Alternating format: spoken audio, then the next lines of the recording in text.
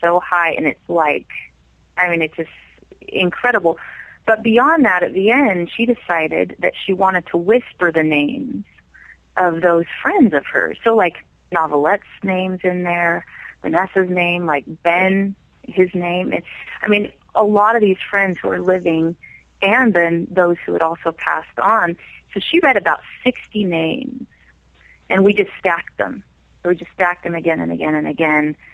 So we had, like, it's really kind of subtle in the background. And if you turn it up, you can kind of hear just these whispers of different names stacked on each other toward the end.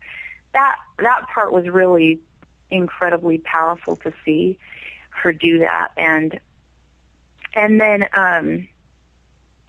Nella Fantasia was a really cool song. That's a song she'd always loved. It's also known as Gabriel's Oboe, and it's a song she'd always loved. She always loved it as an instrumental, because it's mostly done as an instrumental. And the versions that are not instrumentals are not in English. So she took it upon herself, because she loved the message of the song so much, she took it upon herself to find an English translation that basically kind of fit the message, or find the English translation and do, as far as we know, there aren't many, we couldn't find any English recordings, actually. There may be some now, or there may have been some that we weren't aware of.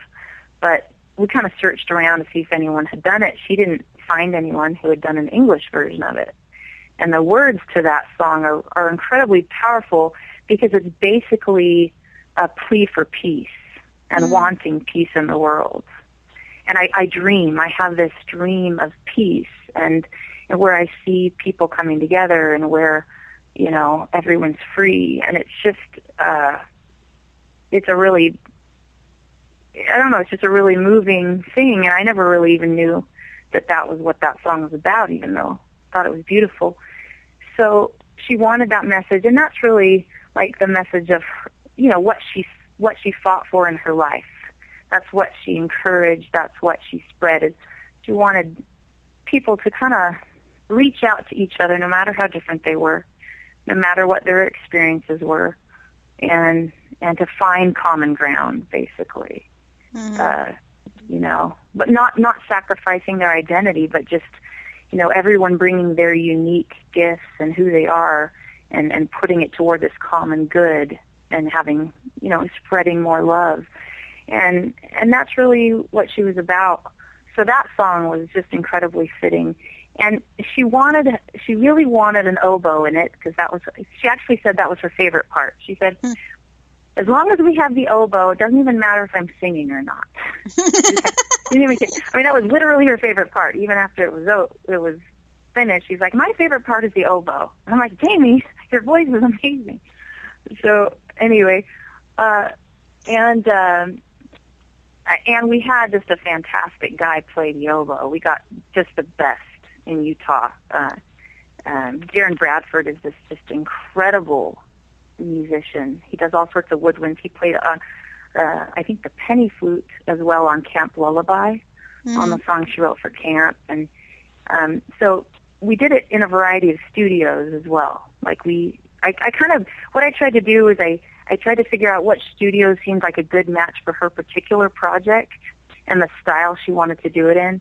And then I kind of tried to handpick, okay, these engineers work well, these certain, you know, mics or recording spaces are probably going to be good for certain woodwinds. And so, anyway, so we finished that song. We did Camp Lullaby was the other one she wrote, and that's the one about camp that she wrote back in Minnesota. And she would say Minnesota. I don't know how you do that, but you know how there's that accent that Minnesotans have. Anyway, but she wrote that about that camp because it was such a beautiful, peaceful, serene place. And one of the things she loved to hear while she was out enjoying nature and her friends was the loon. And the loon is apparently, I think it's a bird. I'm pretty sure it's a bird. Anyway, is that right? Yeah, it's a bird. And so we tried to get some Loon sounds in that song as well. So it kind of sounds like it's out in nature. And that was something she really wanted. She said, I want to have the Loon in there. So we tried to find some samples of loons that we could add to it. It was cool. So we're like, a loon. What is a loon? First we had to figure out what a loon was. I'm not even sure if she knew what it looked like. Well, I'm not sure if I knew what it was. So funny. Are you talking about me, or are we talking about like an animal? So, right. Anyway, it was, so that was a lot of fun. And then, so I'm kind of going through kind of the different songs that I produced for her, because those are the ones I'm most familiar with. So there were 6 songs on this EP. So another one of the ones that she chose was Enya's Marble Halls. And that song meant a lot to her because really the way she saw that, she was married to Taylor Hartley, who's going to be on later, and he has just been her knight in shining armor. I mean, for real. And he fought hard to win her heart. I mean, their story in and of itself is its own whole podcast, so I won't go into it. But basically, oh, now I got questions. But boy, I mean, he was a patient man, you know, because she had to kind of figure out, you know, it took time. I remember kind of her falling in love, and I remember her first talking about it the first day we met about this guy, and at that time she thought he was a really great guy. She wasn't sure if she saw anything going there, but she really admired him a lot. She told me that she thought he was a nerd. Yeah, she thought he was a really smart guy. She wasn't sure if she was interested. She thought he was a really good guy, though, you know. And yeah, so, absolutely. But yeah, she just wasn't sure of her feelings. She told me she was afraid that he was just some Boy Scout who felt he needed to help her. Yeah. Doing his good turn for the day. Exactly. Well, you know, obviously Taylor really fought for her heart, and over time, you know, she felt that, she saw that, and I remember the day, because I was living her at the time she decided to marry him. We were living at her parents' house. I was renting the basement room where I think Ben used to live there. I'm not sure, but anyway, I can't remember, but I think maybe Ben was down there, or maybe that was someone else, another brother. But anyway, she was trying to decide. She had dated Taylor on and off, and she was kind of coming to a point where she was really trying to decide whether or not she would make, you know, that she could do this and get married to him and stuff. And I just remember one day she walks in, and she's like, it's like she was like, I'm going to marry him. And I know it. Like, I want to. I'm excited. I really love him. I mean, it basically, like, she just needed some time, I think, for her to kind of, like, really, I think she needed to see that he wasn't just doing it to be nice, and he wasn't, you know, I mean, I think it took time for her to trust his intentions, even though his intentions were always pure. I mean, yeah, I mean, he adored her. And so, he was Twitter-pated. Yeah, it took a little time, but when she realized, and I think the Spirit just let her know, hey, I mean, it was like she had literally an experience where she was like, I just feel peace. I just feel right. Finally, in her heart, she felt what she needed to internally, some kind of a peace that she could move forward. And so she did. And it was like, from that moment on, she was 100% committed to him. And he was just, you know, he had always just treated her like such a queen. So Nella Fantasia, getting back to the song. They're having a lot of fun in the chat. Before you move on. Oh, I bet they are. They're totally making fun of Taylor. They're like, yeah, well, when you say years, it was 5.5 years. Yeah, well, it was a while. And honestly, there are so many funny stories that they could tell about their courtship. It's one of the most entertaining and fun things to hear them talk and banter, not banter, but kind of talk back and forth on her version of the dating story and his version. You know, it's like there's these two stories. But ultimately, he did win her heart, and he treated her like a queen, and she adored him, and he just adored her. And so Nella Fantasia is kind of about that love. To a degree, it's about that love story, about kind of that knight in shining armor, and kind of, you know, one thing she had always wanted to be able to be married and to be with someone she actually wanted to be with, you know. And even though it took her a while to figure out that Taylor was someone she saw herself with, and also that she could trust him, you know, she loved him. So that song is just kind of more geared at their love story.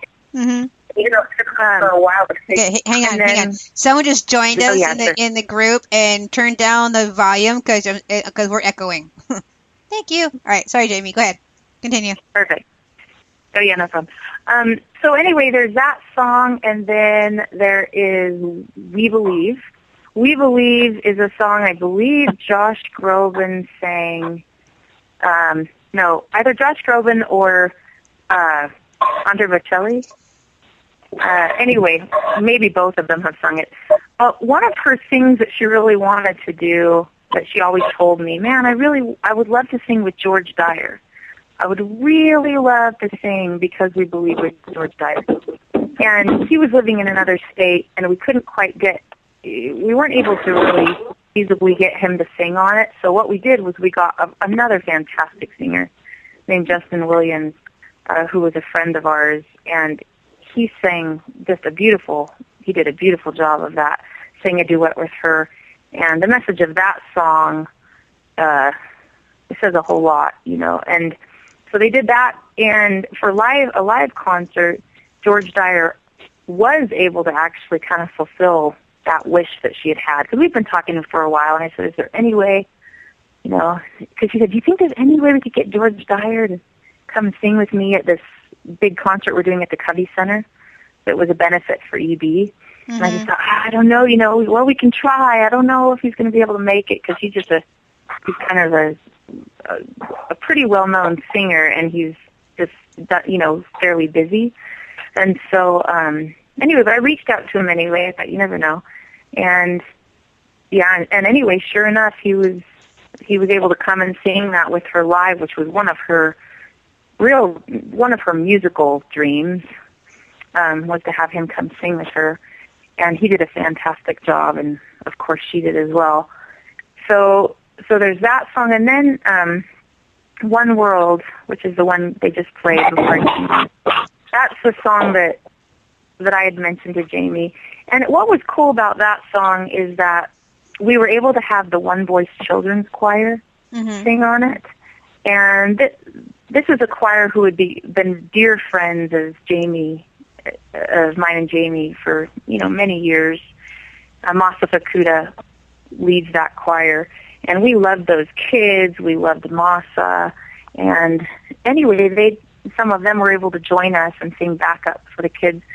And over time, the nice thing was we were able to sing that live with them quite a few times at quite a few concerts. With their choir, they joined Jamie on her concert and backed her up with the whole choir. That's cool. Singing backup, and we got to sing that, many times. So that was a really neat experience because she just loved them. And I think, so that's basically that album. That kind of covers the gist of what happened for that album.